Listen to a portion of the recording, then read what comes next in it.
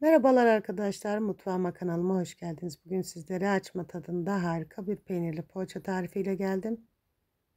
Lafı daha fazla uzatmadan tarifime geçiyorum. Nasıl yapmışım bakalım. Sizler de beğenecek misiniz?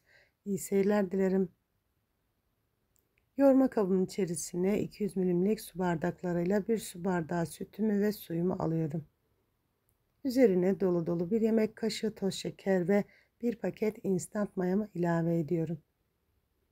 Mayamın eriyip ferment olması için güzelce karıştırıyorum.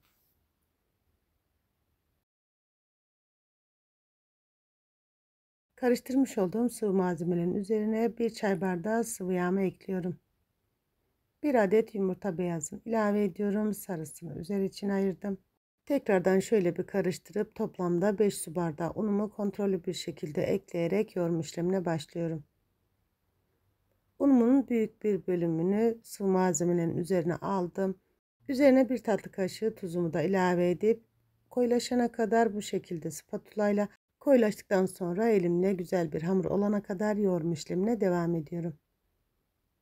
Bu tarifimizden toplamda bir tepsi poğaça elde ediyoruz arkadaşlar. Daha fazla yapmak isterseniz malzeme listemizi katlarıyla çoğaltarak daha fazla poğaçalar elde edebilirsiniz.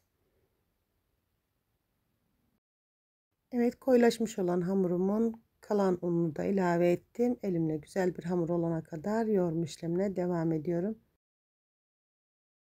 Hamurumuzun kıvamı bu şekilde olacak arkadaşlar. Tabiri caizse kulak memesi yumuşaklığında.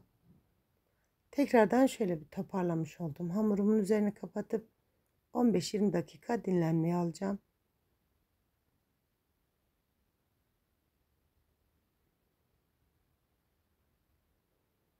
Evet, 10-15 dakika dinlendirmiş olduğum hamurumu hiç bekletme yapmadan unlamış olduğum tezgahıma alıyorum.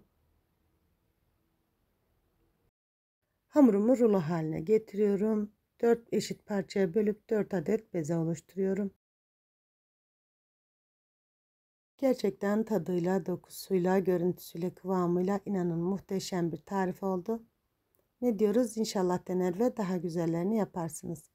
Şayet tarifimi denerseniz videomun yorumlar kısmından sonuçları benimle paylaşmanızı önemli rica ediyorum. Evet, toplamda 4 adet bezemi oluşturdum. Oluşturmuş olduğum bezelerimi unlayıp bir kenara alıyorum ve ilk yapmış olduğum bezeden başlayarak açma işlemine başlıyorum. Hamurumu açarken çok az undan yardım alıyorum ve hamurumun özellikle kenar kısımlarına bas uygulamaya dikkat ediyorum. Hamurumuzun eşit kalınlıkta olması için özellikle kenarlarından açmaya özen gösterelim.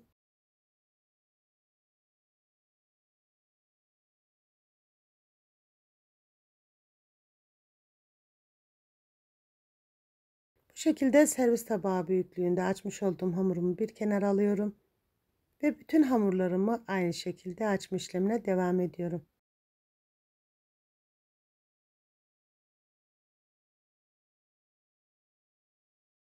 Evet, bütün hamurlarımı açtım, hazırladım. Oda sıcaklığına getirmiş olduğum aşağı yukarı 150 gram kadar tereyağından yardım alarak hamurlarımı yağlama işlemine geçiyorum. Yağımızın kolay sürülmesi için mutlaka öncesinden yağımızı dolaptan çıkartalım arkadaşlar. Evet, bu şekilde spatuladan yardım alarak hamurumu güzelce yağlıyorum.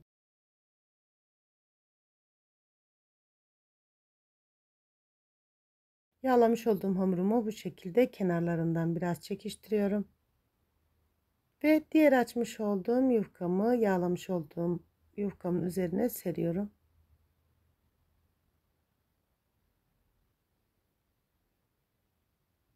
Her ikisinin de eşit olması için kenarlarından çekiştirerek iki hamurumun da aynı büyüklükte olmasına dikkat ediyorum. Bu şekilde üzerlerine bastırıyorum, kenara alıyorum ve diğer hamuruma da aynı işlemi uyguluyorum.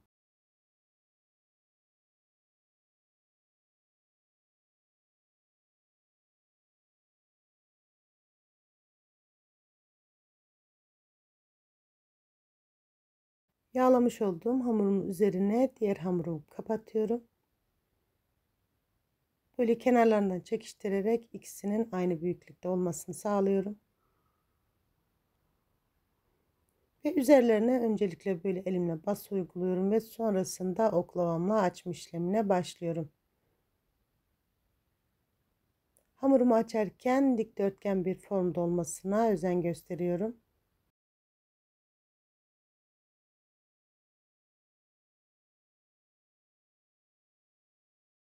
Benim hamurum çok yapışmadı, fakat sizin hamurunuz yapışırsa yapışmaya meyilli olan bölümlerine parmağınızın ucuyla un ilavesi yapabilirsiniz. Evet sevgili arkadaşlar, hamurumu açarken özellikle her tarafının aynı kalınlıkta olmasına özen gösteriyorum.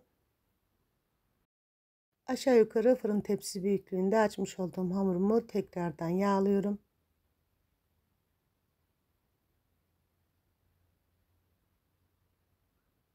Yağlamış olduğum hamurumu bu şekilde rulo haline getiriyorum.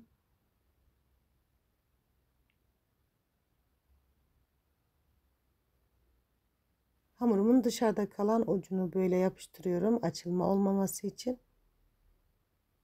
Rulo haline getirmiş olduğum hamurumu bir kenara alıyorum ve diğer hamurumu da aynı şekilde hazırladım.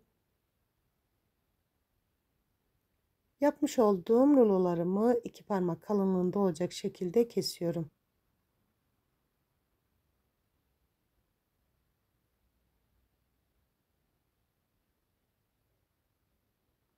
Evet, katlarını görüyorsunuz arkadaşlar. Gerçekten harika oldu.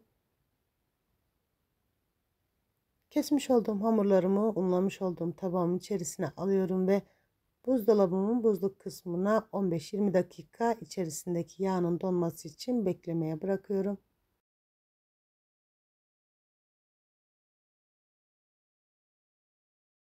...15-20 dakika buzdolabımın buzluk kısmında beklemiş olan hamurlarımı alıyorum. Hiç bekleme yapmadan bu şekilde parmak uçlarımla açıyorum. Açmış olduğum bölüme bir tatlı kaşığı olacak şekilde peynirimi koyuyorum.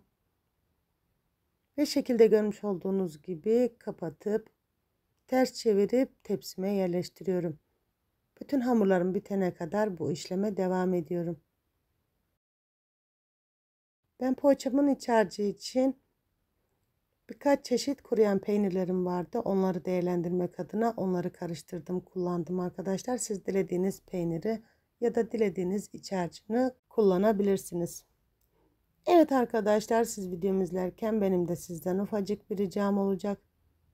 Sizinle ilk defa bu videoda karşılaşıyorsak bu ve bunun gibi güzel tariflerim için kanalıma ücretsiz bir şekilde abone olmayı ve yepyeni tariflerimden haberdar olmak için bildirim zil sesini açmayı unutmayın lütfen. Kanalımın büyüyüp çok güzel bir yerlere gelmesi adına sizin desteklerinize çok ihtiyacım var ve ben sizin destekleriniz sayesinde kanalımın büyüyüp çok güzel bir yerlere geleceğine gönülden inanıyorum. Videomun yorumlar kısmına tarifimle ve kanalımla alakalı olumlu olumsuz görüş ve düşüncelerinizi bildiren yorumlarınızı bekliyor olacağım. Ayrıca beğenmiş olduğunuz videolarımı sosyal medya hesaplarınızdan dostlarınızla ve arkadaşlarınızla da paylaşarak bana destek olabilirsiniz. Şimdiden destekleriniz için çok ama çok teşekkür ediyorum. Uzun bir süredir video atamıyorum. Biraz rahatsızım arkadaşlar. Sesimden dolayı affınıza sığınıyorum ve o güzel dualarınızı bekliyorum. Evet, bütün poğaçalarımı yaptım, hazırladım. Üzerini güzelce kapatıyorum ve 20-25 dakika tepsi mayası alması için beklemeye bırakıyorum. Evet, 25 dakikanın sonunda poğaçalarım tepsi mayasını aldı. 2 katı büyüklüğüne çıktı. Poğaçalarımın üzerine ayırmış olduğum yumurta sarısını bir tatlı kaşığı sütle inceltip güzelce sürüyorum.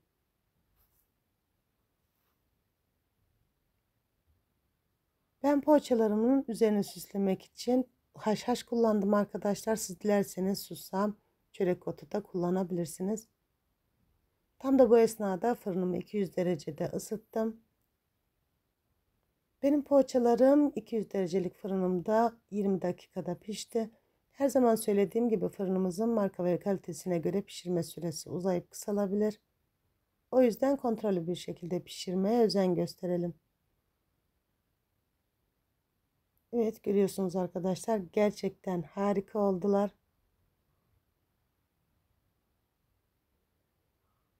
Evet, poğaçalarım fırından çıktı. İlk sıcaklığı geçti. Şu şekilde yumuşaklığını sizlerle paylaşmak istiyorum. Gerçekten kat kat kabaran harika bir tarif oldu. Poğaçalarımın iç dokusunu da sizlerle paylaşmak istiyorum ve siz poğaçalarımı son halini izlerken ben de size veda edeyim. Bir videomun daha sonuna geldim. Yapıp deneyecek olanlara şimdiden afiyet olsun. İzlediğiniz için çok ama çok teşekkür ederim. Yepyeni videolarda görüşmek üzere. Allah'a emanet olun. Hoşça kalın.